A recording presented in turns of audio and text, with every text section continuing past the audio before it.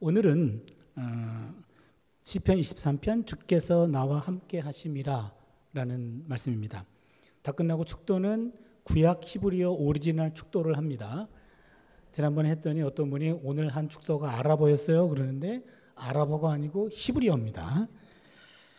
그럼 말씀을 시작하도록 하겠습니다. 구약 성경 시편 중에 가장 많이 알려지고 가장 많은 사람들이 열렬히 사랑하는 시편이 23편입니다. 임마누엘 칸트라는 독일의 유명한 철학자가 있죠. 그분이 시편 23편에 대해서 이런 말을 남겼습니다.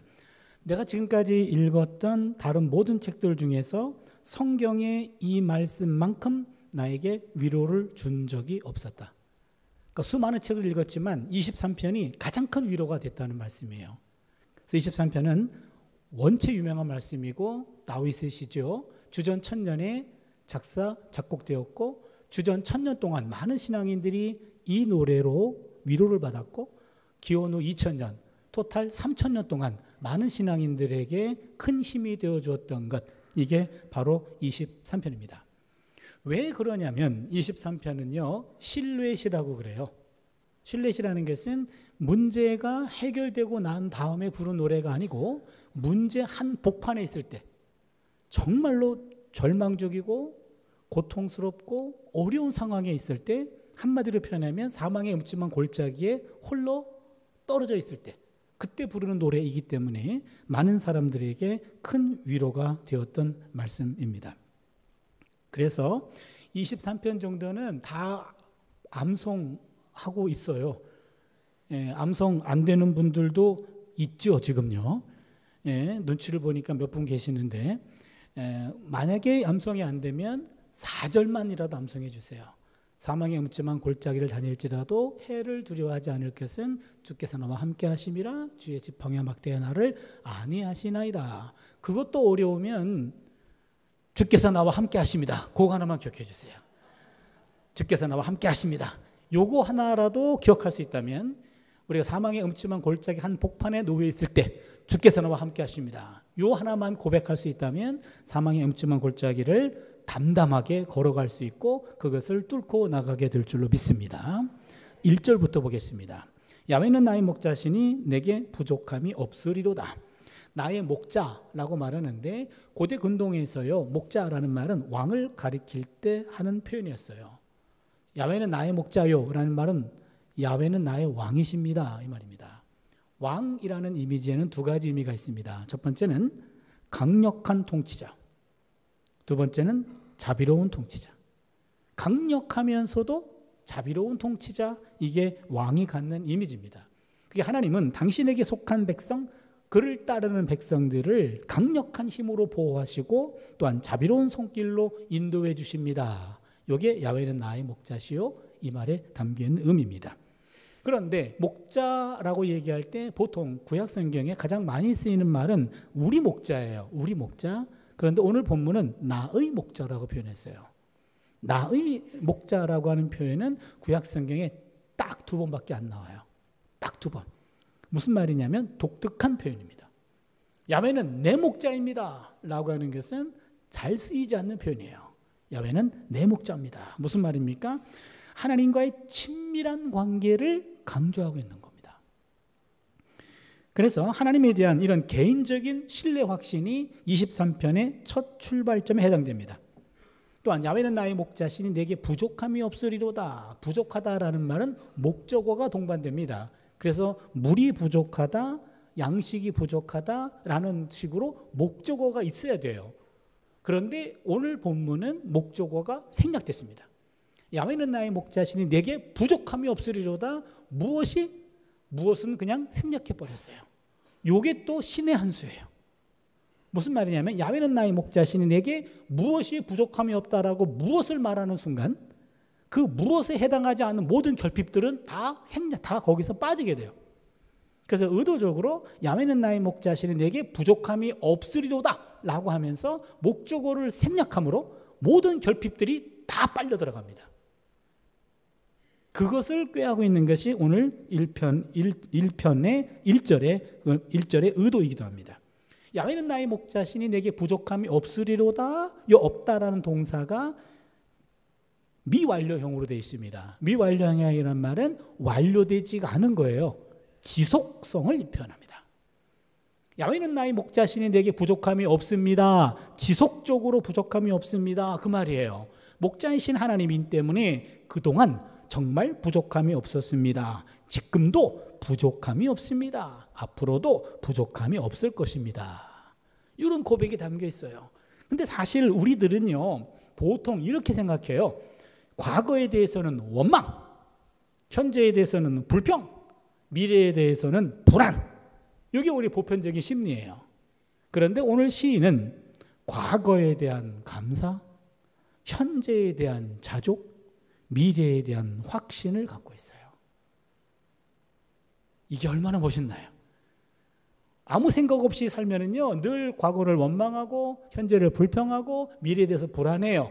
그러나 오늘 시인과도 같이 정신 똑바로 차리고 하나님은 나의 목자다라는 것을 깨닫는 순간 우리는 과거에 대해서는 감사의 눈으로 보고 현재에 대해서는 자족할 수 있고 미래에 대해서는 확신을 갖게 될 줄로 믿습니다.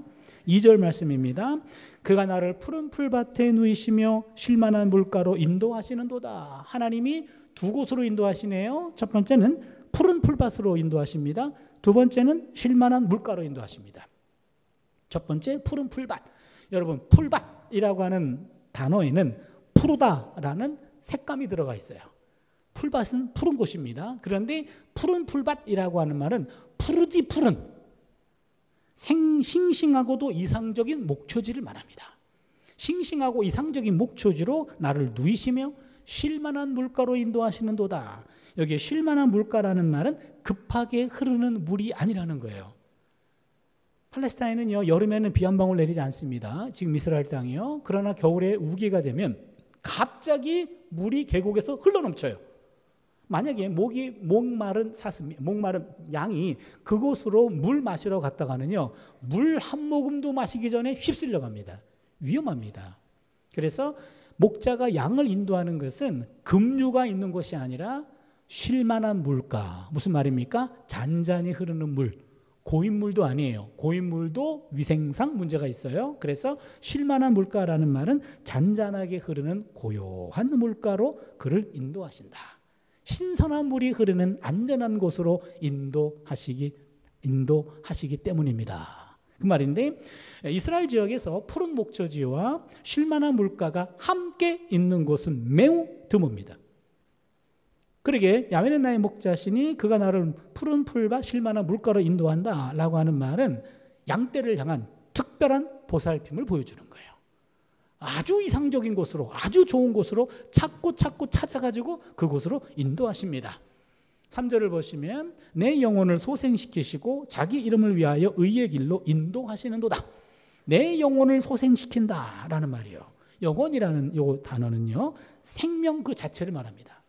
내 생명을 소생시키세요. 내가 생명력을 소생시켜 주십니다. 삶에 대한 의욕을 북돋아 주는 거죠. 그리고는요, 의의 길로 인도하는도다. 의의 길로 인도한다 그랬는데 여기 길이라고 하는 말은요, 이 단어가 독특한 단어예요. 일반적인 길을 가리키는 단어가 아니고 이것은 사람들이 가지 않는 길이에요. 그래서 이 길은 좁은 길이에요. 사람들이 잘 알지도 못하는 길입니다. 그래서 하나님은 당신의 양떼들을 의의 길로 인도하는데 아무나 막 가는 넓고 편한 길이 아닙니다. 때로는 아무도 가지 않는 외롭고 좁은 길입니다. 그런데 하나님이 인도하시는 곳이기 때문에 의의 길이에요. 올바른 길입니다. 동시에 올바른 길이기 때문에 많은 사람들이 외면하는 좁은 길이기도 합니다. 하나님이 인도하시는 길은 좁은 길입니다. 그래서 그 길은 외로운 길일 수 있습니다. 또한 그러나 올바른 길입니다. 하나님이 함께 하시는 길이라고 하는 사실도 기억해야 됩니다. 그런데 하나님이 자기의 이름을 위하여 의의 길로 인도한다 그랬어요. 하나님의 이름을 위하여, 하나님의 명예를 위해서 인도하는 거예요. 여러분 생각해 보세요. 내 양이야. 근데 내 양이 모욕을 당해. 그러면 목자도 모욕당하는 거예요. 내 자녀가 모욕을 당하면 부모도 모욕감을 느껴요. 그렇잖아요. 자신의 명예를 위해서 하나님이 의의 길로 인도하십니다. 자신의 양들이 위험한 상태에 방황하도록 내버려 둔다면 목자의 명예가 땅에 떨어지는 것과 마찬가지입니다. 목자는 자신의 명예를 위해서라도 그의 양떼들을 구원합니다. 4절을 보시면 드디어 핵심입니다. 내가 사망의 음침한 골짜기로 다닐지라도 해를 두려워하지 않을 것은 주께서 나와 함께 하심이라. 주의 지팡이와 막대기가 나를 안위하시나이다. 여기 사망의 음침한 골짜기, 요 단어가 기가 막힌 단어예요. 사망의 음침한 골짜기, 사망, 음침한 골짜기, 세 단어 같잖아요. 근데 히브리어로는 한 단어입니다. 짤마베트. 한 단어를 이렇게 번역했어요. 누가 이렇게 번역했는지 제가 한번 찾아보고 싶어요. 어느 선교사가 했는지, 어느 초창기 성경을 번역할 때 어떤 목회자가 했던지 간에 찾아보고 싶은 만큼 탁월한 번역이에요. 사망의 음침한 골짜기. 원래 짤마베트라고 하는 것은 죽음의 장소를 말합니다. 죽음의 장소. 그 죽음의 장소를 사망의 음침한 골짜기로 번역을 했어요. 기가 막힌 번역이에요. 사망의 음침한 골짜기. 그 골짜기에 홀로 떨어져 있는 양 한 마리를 생각해 보세요. 대열로부터 이탈했어요. 깨닫고 보니까 나 혼자야. 그런데 그곳은요, 온갖 하이에나들이나 늑대들이나 들짐승들이 양을 노려보고 있어. 아주 위험한 상황입니다. 그런 사망의 음침한 골짜기로 다닐지라도 해를 두려워하지 않을 것은 주께서 나와 함께 하심이라. 그 사망의 음침한 골짜기를 할지라도 주께서 나와 함께 하십니다, 이 말이에요. 이게 포인트입니다. 주께서 나와 함께 하심이라, 이게 포인트고요. 어디서? 사망의 음침한 골짜기로 다닐지라도 내가 해를 두려워하지 않을 것은 주께서 나와 함께 하심이라. 그러면 주의 막대기와 지팡이가 나를 안위하시나이다. 이 두 가지입니다. 목동들이나 목자들은요, 항상 양떼들을 인도할 때 막대기와 지팡이 두 개를 갖고 다닙니다. 막대기는, 이것은 무기입니다. 무기. 막대기는요, 아주 단단한 나무나 새로 만들어진 짤막한 곤봉, 경우에 따라서 그냥 나무일 경우에는 끝에다가 못을 박아 놓기도 해요. 이거는 어떤 용이냐면 도적떼들이 와서 양을 훔쳐갈 때, 도적들을 물리칠 때, 들짐승들이 와가지고 양을 위협할 때, 들짐승들의 머리를 칠 때, 이때 쓰는 게 막대기입니다. 막대기는 무기입니다. 사무엘상 17장 43절을 보시면 블레셋 사람이 다윗에게 이르되 네가 나를 개로 여기고 막대기를 가지고 내게 나왔느냐 하고 그의 신들의 이름으로 다윗을 저주하고, 요 막대기입니다. 네가 나를 동물 취급해가지고 막대기를 가지고 왔냐? 제대로 된 무기를 가지고 와야지. 그때 막대기. 목자들이 쓰는 막대기입니다. 또 하나는 지팡이입니다. 지팡이는요, 이렇게 끝쪽이 이렇게 구부러져 있는 그 지팡이죠. 이 지팡이는 양떼들을 인도할 때 쓰는 거예요. 양들이 늘 착하지 않거든요. 성질이 못돼가지고 서로 막 엉켜가지고, 털이 엉켜 있으면요, 서로 짜증내고 막 서로 물고 막 그래요. 그러면 그때 목자가 그 지팡이를 가지고 가운데다가 뚝 떼놓고 갈라버리고 툭툭 툭툭, 싸우지 말라니까 툭툭 툭툭 칩니다.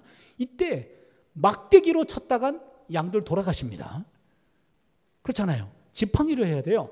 지팡이로 가는 데를 가르고 툭툭 치면서 떨어져 놓고, 대열을 이타하는 그런 양떼들이 늘 있어요. 그때마다 손목 있는 대로 목을 걸어가지고 일로 오래니까 라고 낚아채거나, 아니면은 웅덩이에 빠져가지고 지금 헤어나오지는 못하면 지팡이를 웅덩이에 넣어가지고 올려주거나, 이렇게, 이게 바로 지팡이입니다.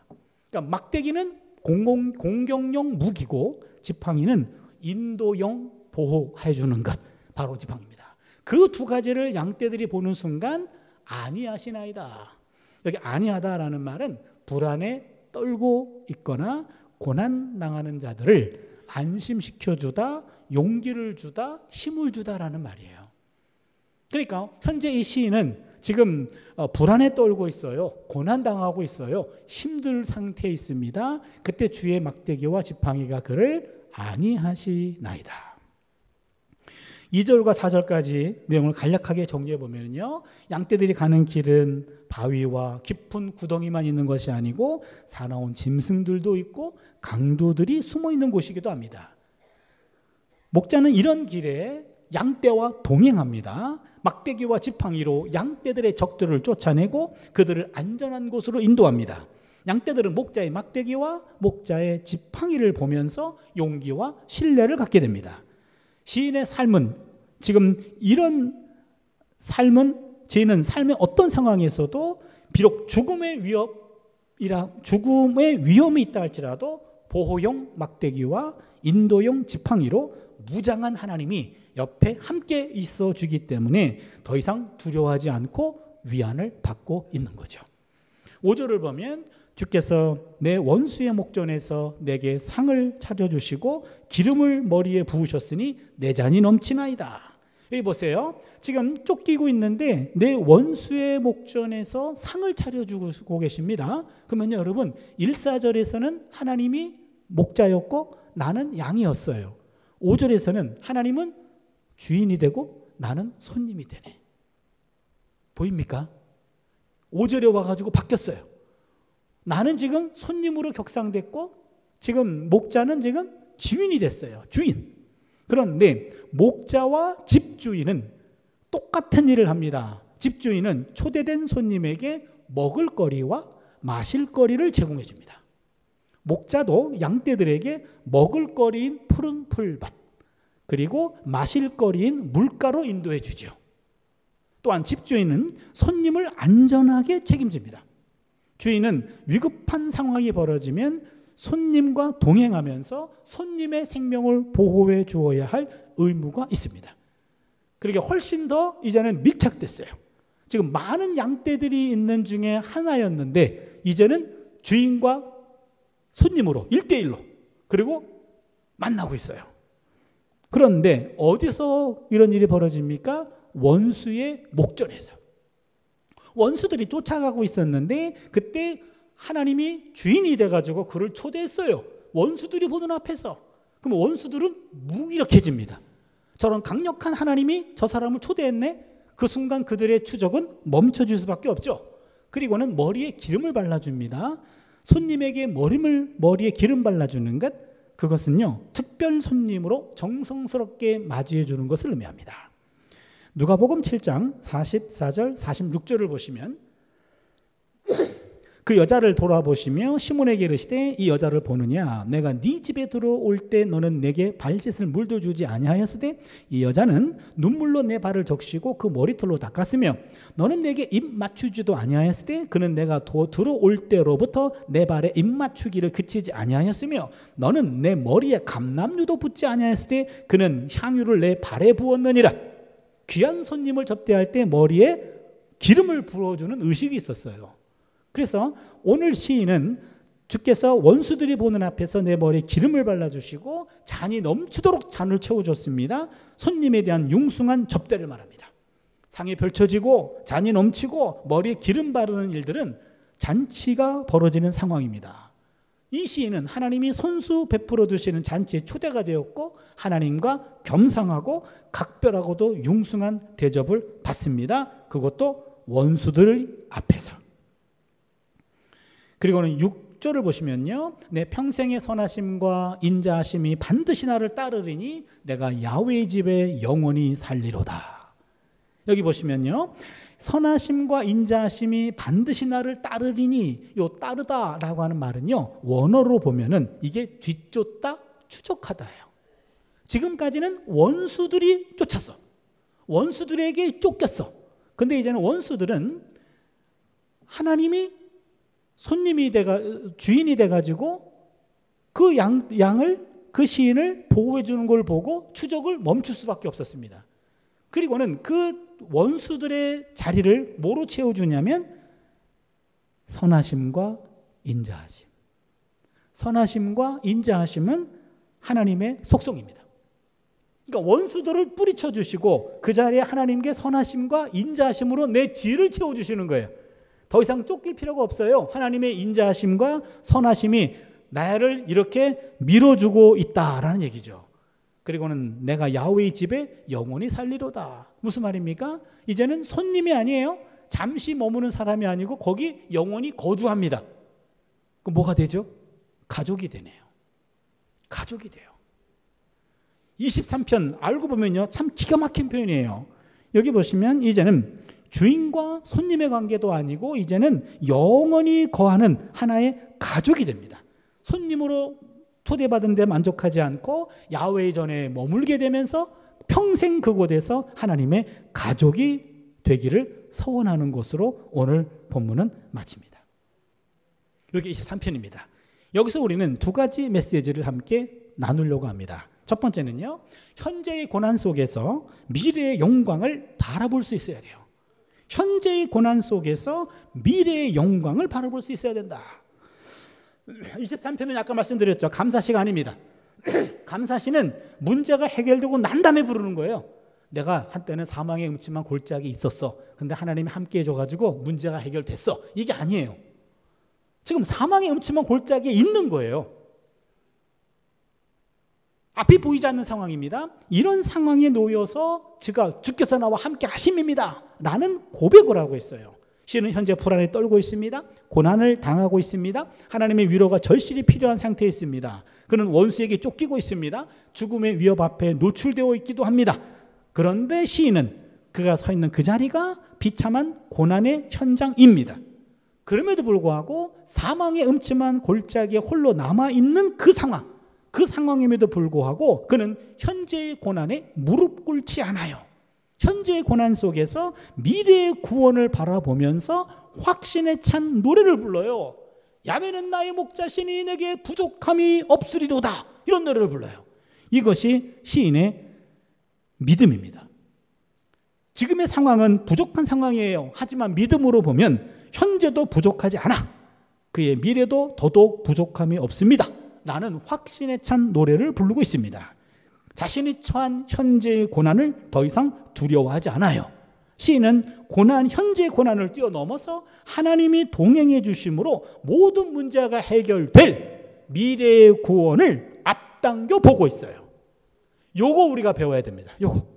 현재의 고난 똑같아요. 어려운 상황입니다. 그러나 거기에만 머물지 않고 문제가 해결될 미래의 구원 사건을 미리 앞당겨서 보고 있다는 거예요. 요게 믿음이에요. 요게 참 신앙인의 모습입니다. 참 신앙인은 현재의 고난이 미래에 나타날 영광과 비교할 수 없다라는 것을 깨닫고 고백합니다. 로마서 8장 18절이죠. 생각하건대 현재의 고난은 장차 우리에게 나타날 영광과 비교할 수 없도다. 이겁니다. 현재의 고난 속에서 미래의 영광을 앞당겨 보는 거예요. 믿음이 이것을 가능하게 합니다. 히브리서 11장 1절이죠. 믿음은 바라는 것들의 실상이요 보이지 않는 것들의 증거니라. 안 보여요. 아직은 안 보입니다. 그러나 미리 보는 겁니다. 땡겨 보는 거예요. 이게 믿음이에요.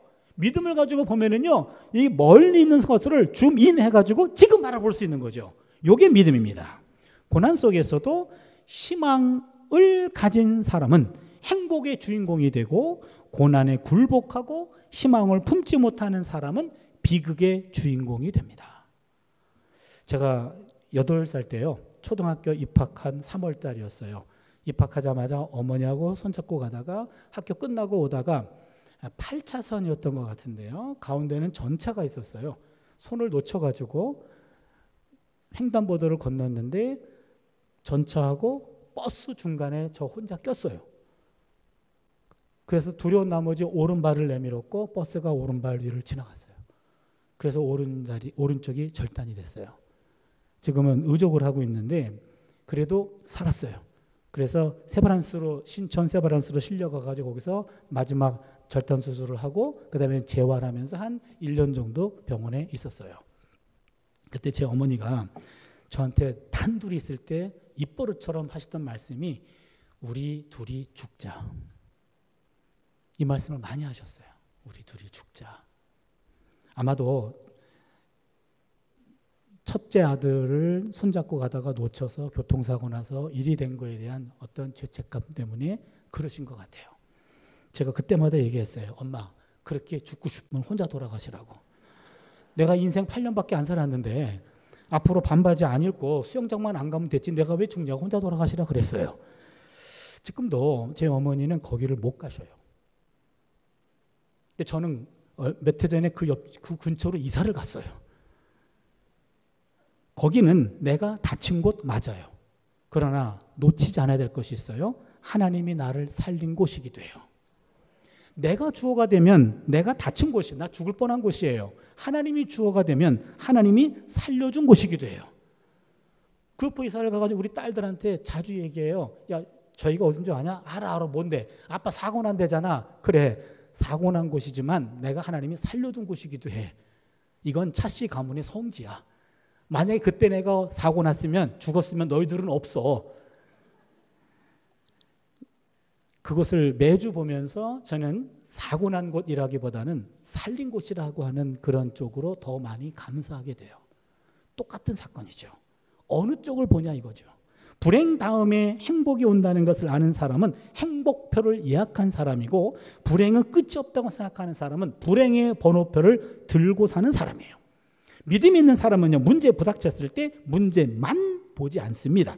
문제를 해결해 주시는 하나님도 봅니다. 요겁니다. 만 보는 것이 아니라 도 봐요. 그러나 믿음이 없는 사람은 문제 앞에서 문제만 봅니다. 그렇다면 문제가 아니라 문제 속에서 문제만 보는 것이 정말 문제입니다. 절망이 아니라 절망 속에서 절망만 보는 것이 정말 절망이에요.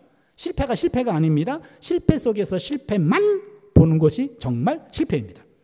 현재 고난 속에서도 미래의 영광을 선취해서 고난 중에서도 웃으면서 즐거워할 수 있는 것, 이게 바로 신앙인의 모습입니다. 미래에 다가올 영광을 현재 여기에서 미리 맛보고 느낄 수 있다면 현재의 고난은 더 이상 고난만은 아니에요. 고난은 맞아요. 그러나 고난만 보는 것이 아니라 미래에 나타날 하나님의 영광도 볼 수 있기를 바랍니다. 믿음이 있으면 보이는 거예요. 두 번째 메시지, 그래서 희망을 버리는 것은 죄악입니다. 희망을 버리는 것은 불신앙이에요. 오늘 이 포인트를 여러분과 함께 나누고 싶어요. 어떤 상황이라 할지라도 희망을 붙잡지 않고 희망을 버리는 것, 그 불신앙이에요. 죄악입니다. 누군가는 말합니다. 희망을 갖는 사람에게만 존재한다. 또한 희망이 있다고 믿는 사람에게는 희망이 있고, 희망 같은 것은 없다고 생각하는 사람에게는 실제로도 희망은 없다. 중국의 루신이라는 작가가 있는데 이렇게 말합니다. 희망은 본래 있다고도 할 수 없고 없다고도 할 수 없다. 그것은 마치 땅 위의 길과 같은 것이다. 본래 땅 위에는 길이 없었다. 걸어가는 사람들이 많아지면 그것이 곧 길이 되는 것이다. 맞습니다. 희망의 길은 주어지는 것이라기보다는요, 스스로 만들어가는 거예요. 희망의 길은 보이지 않는 길을 믿음으로 바라보는 믿음의 길이에요. 희망이 있다고 믿는 사람에게는 희망이 있어요. 우리는 희망이 있다는 쪽에 설 수 있기를 바랍니다. 미래를 의미하는 라틴어가 두 가지가 있어요. 하나는 futurum, 하나는 adventus. futurum, adventus. 잘 기억해 주세요. futurum이란 말에서 future라는 영어가 나오고요. adventus란 말은 여러분 우리가 12월 초에 아드벤트라고 있죠. 대강절. 예수님이 오시는 걸 기다린다. 그 아드벤트가 아드벤투스에서 왔어요. 그러면은 futurum과 adventus 둘 다 미래인데 조금 달라요. 잘 들어주세요. futurum은 예측 가능한 미래가 되고, adventus는 뜻밖의 미래예요. 여러분, 미래도 예측 가능한 미래가 있고 뜻밖의 미래가 있어요. 그래서 이 futurum이라는 말은 현재의 원인으로 충분히 설명할 수 있는 미래입니다. 현재가 품고 있는 예측 가능한 미래, 이게 futurum이에요. 그런데 adventus는 시공 바깥에서 오는 뜻밖의 미래예요. 나한테서 오는 게 아니에요. 하나님한테 오는 거예요. 이게 adventus의 미래입니다. 위르겐 몰트만이라는 유명한 조직신학자가 있는데요. 희망의 신학에서 그는 낙관과 희망을 구분했어요. 낙관, 희망. 여러분, 낙관과 희망이라는 것은 긍정적인 기대를 가리킵니다. 둘 다 좋은 거예요. 그런데 낙관은 과거나 현재에 이미 잠재되어 있다가 미래에 나타나는 좋은 것, 이게 낙관이에요. 그래서 과거와 현재를 살펴서 미래에 나타날 가능성을 추정하는 긍정적인 전망, 이게 낙관이에요. 낙관은 예측 가능한 미래입니다. 예측 가능한 미래를 바라보는 게 낙관이에요. 이것도 우리에게 필요합니다. 그런데 희망은 한 걸음 더 나가요. 희망은 외부로부터 옵니다. 하나님으로부터 우리에게 주어지는 좋은 것. 몰트만은 이것을 아드벤투스라고 말했어요. 무슨 말이냐면 아드벤투스는 새로운 것을 선물로 받는다라는 의미예요. 그냥 주어지는 거예요. 선물로. 하나님으로부터 선물로 좋은 것을 받으리라는 기대. 그게 희망이라는 겁니다. 희망은 뜻밖의 미래를 응시하는 거예요.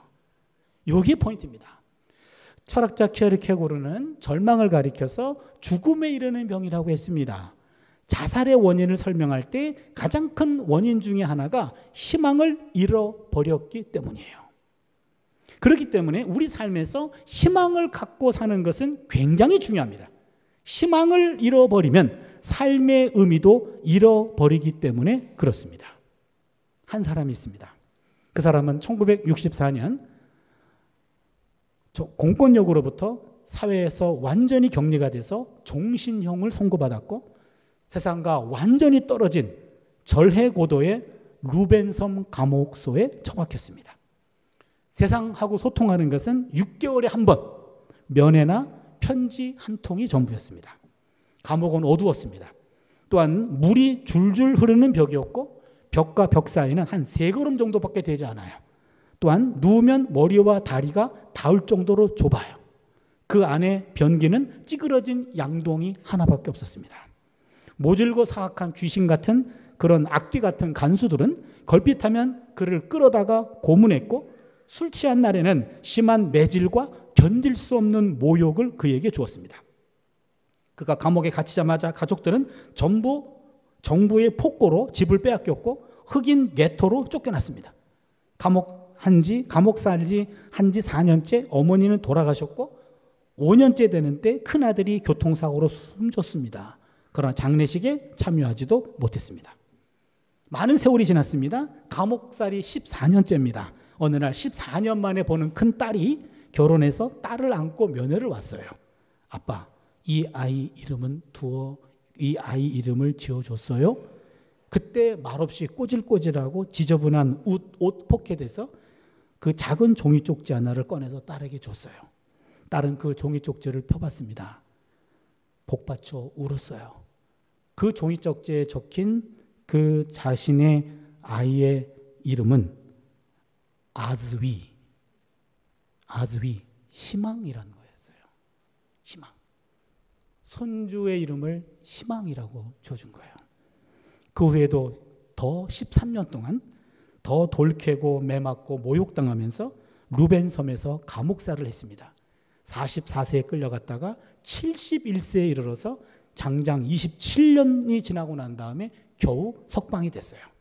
그리고 남아공 백인 정부의 흑백 분리 정책인 아파르헤이트를 완전히 철폐하고 남아공 최초의 흑인 대통령이 되었어요.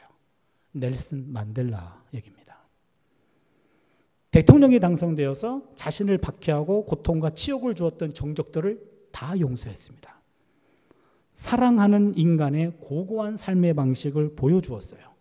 그가 세상을 떠났을 때 세계 언론은 그를 가리켜 인간의 품격을 한 계단 올려놓은 사람이라고 그에 대한 존경을 보냈습니다.